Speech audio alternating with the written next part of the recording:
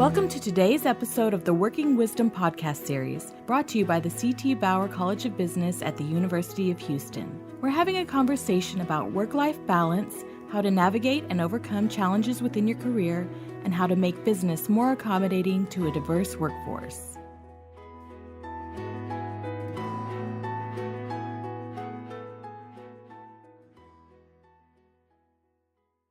Hi there, my name is Jessica Navarro, and I am the Executive Director of Communications for the CT Bauer College of Business. And I'm here with Nammy, Sirur, and we are talking today about life and work and balancing all of the things. So I'm going to go ahead and kick us off by having Nammy give us an introduction and talking about what she does for a living. Hey guys. Yeah, thank you, Jessica. Thank you for having me. This is such an honor. But It's an honor for um, me. aw. So I'm Namrata or Nammy Sirur, and I'm a YouTuber and an entrepreneur. I run a company called the Nine-to-Five Misfits with my best friend. We make explainer videos for people and companies to highlight their brand, and I'm also a proud cougar. Go Cougs. So yeah, you graduated from Bauer through the MBA program, right? Yes. Yeah, and what year Yeah. did you graduate? 2012, I did the full-time program. 2012. And so you co-founded the Nine-to-Five Misfits in 2016, is that right? Yep. Okay, so when I hear that, Nine-to-Five Misfits, I think the word that I hone in on is misfits. How do you define that word, and what about that word do you identify with? So to me, the word misfit means basically anyone who just doesn't fit the mold for whatever reason. And I've always felt like I was slightly out of the box, whether that was socially, because I moved from India at a really young age. I moved when I was 12, and I just never felt like I fit in with my classmates.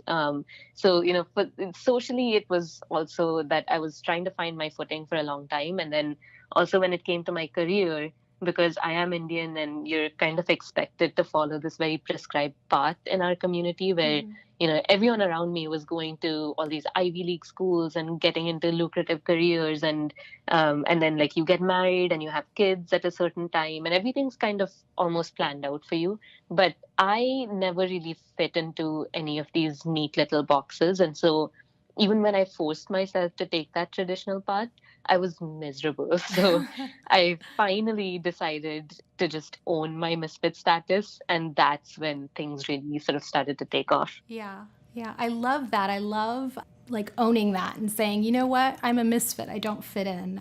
That's really Yeah. cool. So you went ahead and you made a business out of that. Talk to us about the Nine-to-Five Misfits. And it seems like you guys offer a lot of kind of support and you have a real community, but then you have some tangible like videos and resources that you offer as well. hmm Yeah, so in 2016, my best friend and I had both become unemployed for different reasons. So we both came from a corporate background, but we knew that we didn't want to go back into the corporate world. And like we didn't know what we wanted to do, but we knew what we didn't want to do, which I think a lot of people get to that point. And we just knew that, okay, maybe it's finally time to like flex our creative muscles and figure out what we're really passionate about. And also just there were so many unknowns and it was scary being unemployed, but also there was such a sense of comfort because we were like, okay, we have a buddy to go through this whole thing with. So we've also, I remember we were sitting around her table and we were talking about, oh, this person's unemployed and that person's unemployed, and we were like, huh, we never knew that about them until they got a job and then said, oh, by the way, I was unemployed like 6 months Right. ago. And so we're like, it kind of sucks that most people treat it like this shameful secret. And it really does. I mean, they're doing themselves a disservice and others who could benefit from knowing that, okay, there's someone in this with me. And so we were like, hey, there's strength in numbers, and let's just you and I start an honest dialogue about what unemployment is really like from an emotional, financial, practical perspective, and okay, how are we coping with all the gnarly stuff that happens, even with like relationships and just everything. And we'll just talk about everything that we're learning along the way and basically just like journal like through video. And then whatever we're learning, even from a perspective of like how to get back into the workforce or how to have a side hustle, stuff like that, we'll teach other people to cope with that too. And so we started the Nine-to-Five Misfits just completely having no background in video production, but we just kind of Jumping right went in, with it. yeah. Yeah. And then it was really cool because, I mean, even though it wasn't like, it's not like we had like millions of views, but it was cool seeing even the tiniest impact where, strangers started emailing us and they were like, oh, I saw this video the week that I got laid off and it made me feel Oh, so much wow. better. So we're Yeah. like, okay, that's one person and that's enough for us. I know in your undergrad you studied, I think your degrees like in commerce and hospitality, and then you of course got your MBA here, and now you're doing YouTube, and you're an entrepreneur Yeah. in the digital space. So our dean likes to say that's a nonlinear path. So talk to us about that Oh, yeah. nonlinear path and kind of some of the weaving that happened along the way. Yeah, I mean, it was interesting because part of me being a misfit is that I will unabashedly tell you that I was an idiot growing up because I had no clue what I was doing when it came to my career and stuff. Like I did not go into it as, especially as a high schooler, right? I think most people didn't at that age, but I always knew that I was kind of, out of the box, but I didn't know what I wanted to do. So I just I just kind of things just fell into my lap and I would just go with it. So I didn't make any deliberate decisions early in my career. And so I did my bachelor's. I was in Canada. I did it in hotel management because my sister was like, hey, you love food. You should apply to this program. And then I got in and I was like, okay, I'm going to go. And then yeah, after that, I moved to Houston. So I worked in food and beverage. I was a food and beverage assistant manager at a Hilton. And then I realized that, okay, I just want a regular desk job. So after about 2.5 years, I moved to Cisco, the food distribution Cisco. And I worked there. And then that's when I started to feel like, okay, and I knew I was always ambitious, but I didn't exactly have the best plan of like how to advance, but I just knew that, okay, I want to climb the corporate ladder, and the easiest way to do that is to just get an MBA. And also because I'm Indian and that's like the default option. So I was like, okay, I'm going to go to my MBA. And it was actually at Bauer that like I finally just wisened up a bit. And I was Mm-hmm. like, okay, and it was the first time where I was actually like really pushed hard out of my comfort zone. And the idea of taking risks and the idea of, having these big goals that scare you and building a network, all this stuff, I had never been exposed to any of that before my MBA. And so that's how I got I got my big fancy job out of school because I did supply chain. And so I worked as a supply chain analyst at Schlumberger, but I just realized that, just money does not drive me. And Mm. I just decided to quit my life and reboot. So in 2014, I saw a TED talk that started with the words, most of us are doing our jobs out of fear. And I was like, that's me. Like, that's my entire life. I've done everything out of fear of, not being cool enough or smart enough or not making enough money. And so I was like, okay, I finally need to make some deliberate decisions. I need to figure out what I'm good at and what I love to do.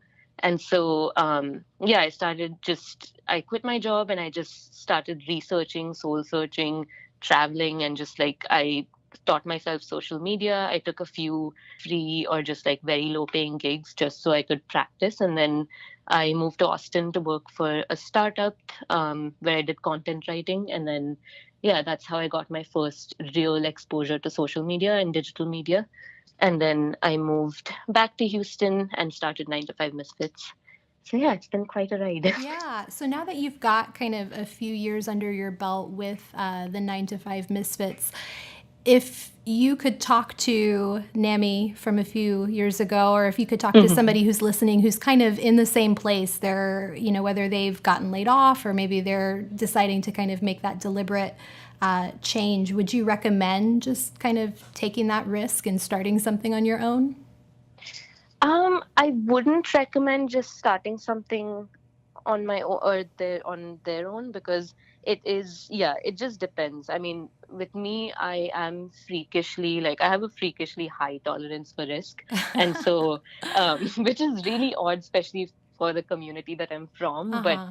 for a lot of people, I think I've seen a lot of people, especially with millennials and stuff, who feel like, oh, this 9 to 5 life isn't for me, so they'll quit. But then they just get really lost. Yeah. And I went through that too. But you have to be really, really.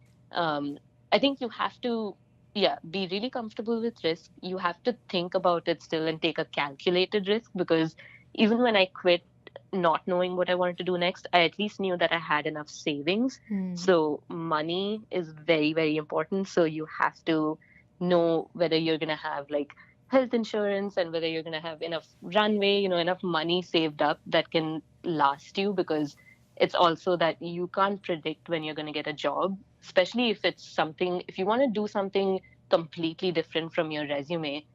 You're going to need to budget for that, because there's no way that you're just going to give it a month and get a job. So Right.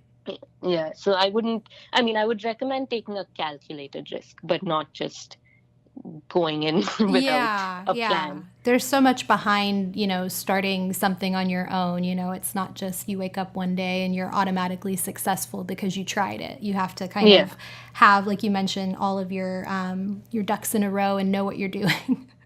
Yeah, but I will say that, I've not always been the most, I haven't been the best at planning. So I think, yeah, like I said, be comfortable with risk if you're not the best at planning, but also always reevaluate and always.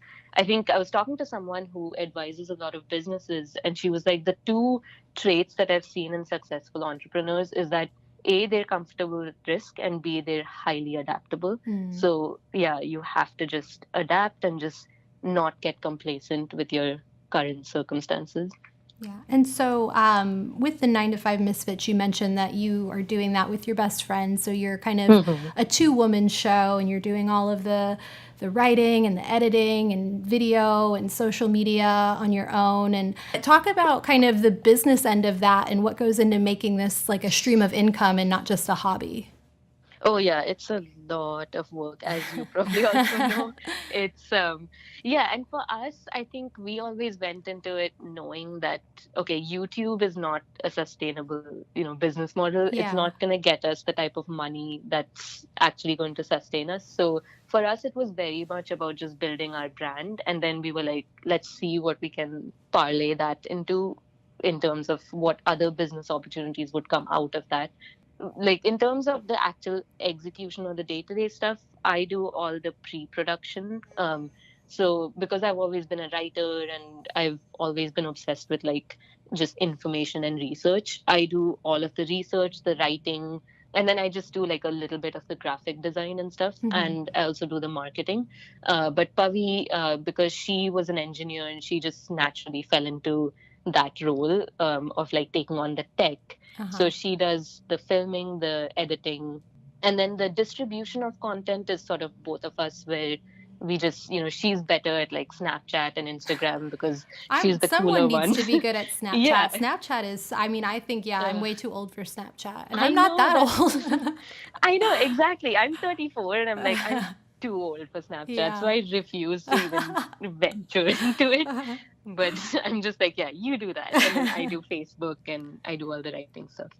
But yeah, even in terms of just, I think building it out as a business, that's kind of what we're doing now, where, it just kind of happened where we started making these videos, not really knowing exactly what it would lead to. But I think about a year and a half later, we had made 100 videos. And I think with content, it's just you just have to be patient and it takes time. So yeah, about a year and a half later is when people started contacting us and saying, hey, are you up for hire? Like, can we hire you to make videos for us? So we're like, this is an income stream we hadn't thought of, but okay. So then, and it's funny because that's now our primary business, where we actually make videos for other people and companies, but it just happened from chance. Yeah, yeah. And so, looking at all of the content that you guys do have available, it has a particular kind of tone and vibe to it. How would you, if someone's never watched the 9 to 5 Misfits, how would you describe it?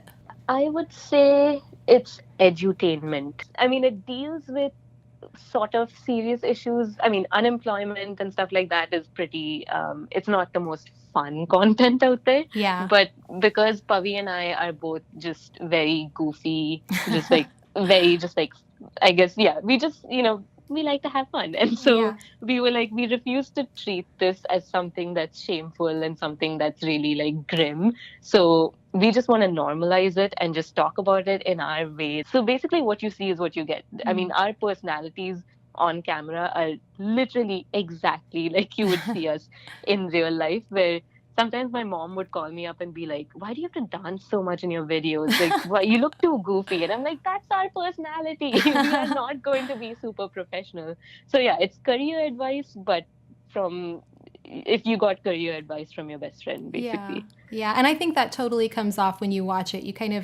It feels like you're watching two best friends chat, and it kind of has like just a very like conversational, chatty tone. They're very cool Yeah. videos. Okay, so we're going to take a little brief pause here to hear a word from our sponsor. Bauer College's executive education program is training business professionals and leaders to tackle the challenges of tomorrow.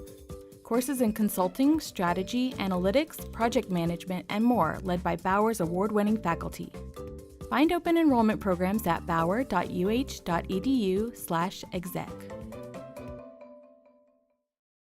Okay, so we're back with Nammy Sirur, and we're getting to know her a little bit better. And I kind of want to shift gears and talk more about your childhood and what led you to this point. I know you were born in India. You lived in Ohio as like a preteen and a teenager. You went to college in Canada, and now you had some time in Austin, and now you're here in Houston. So walk us through all of the places you've been and the different cultures and kinds of things you experienced.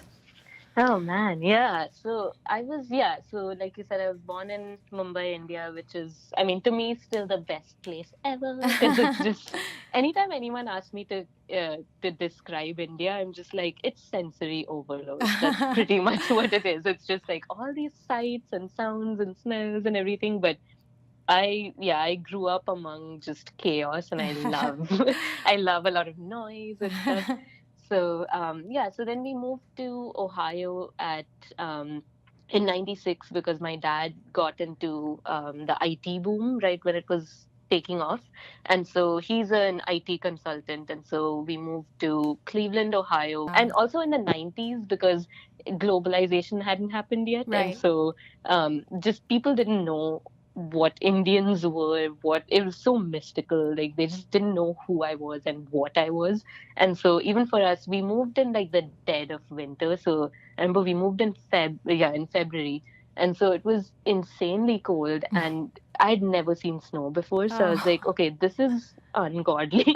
And so yeah, so it took me a while to adjust. And I think also because I mean I'm old, so this was in '96, and so we didn't have internet then. I mean, at least to the level that we have now. Yeah. And so I didn't really have much exposure to just what American culture was from at least from a day-to-day perspective. I only knew it from like Archie comics and Jurassic Park, but other than that, I didn't have much idea.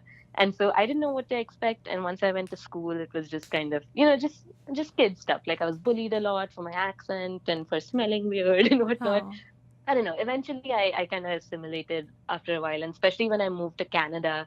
So I moved from from Cleveland to Chicago for high school, and then I moved to Canada for my last 2 years of high school and for my undergrad.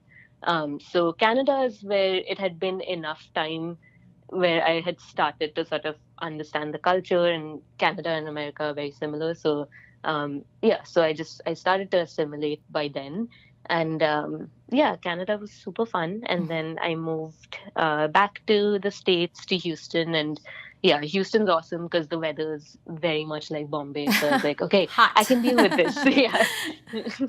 Yeah, and then Austin, of course, is like super awesome because it's Yeah. just, yeah, I'm a total hippie at heart. So I was like, yes, my people. So coming from the background that you have with, your Indian family and culture and being a woman and obviously a very strong-minded woman and an entrepreneur, what kind of expectations have you seen that people have had of you? And how do you sort of balance not always fitting into those expectations? Yeah, I think part of the reason why I'm a slight misfit in that sense, where I don't really, where I'm a little more outspoken and stuff, is because my family's, my parents aren't the typical parents who kind of, at least from Indian parents who kind of tell you, okay, you have to go into this certain career path and stuff. And not every Indian parent, but a lot of people in my community do tend to sort of have this very prescribed path. But my parents were always kind of like, okay, just do whatever you want, and which was very, very out of the ordinary.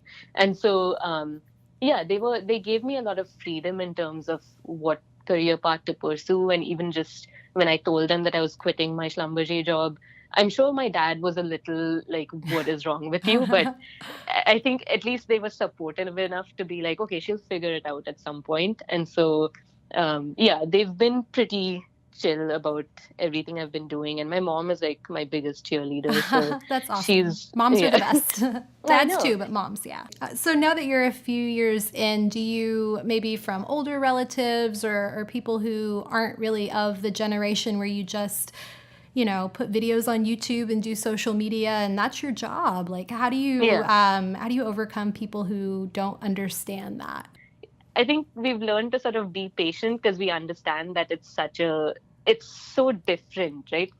Especially because they're so used to everyone doing these very stereotypical kind of jobs, that suddenly when you say, oh, I'm a YouTuber and I make videos for a living, it sounds very strange. So we try to, as much as possible, for one, normalize the idea of it and also educate people. So whether that's through our videos or in person, we try to tell people that, hey, this is what I do, this is how much work goes into it, and this is our vision for the future. And so it doesn't seem like we're just kind of screwing around and doing nothing.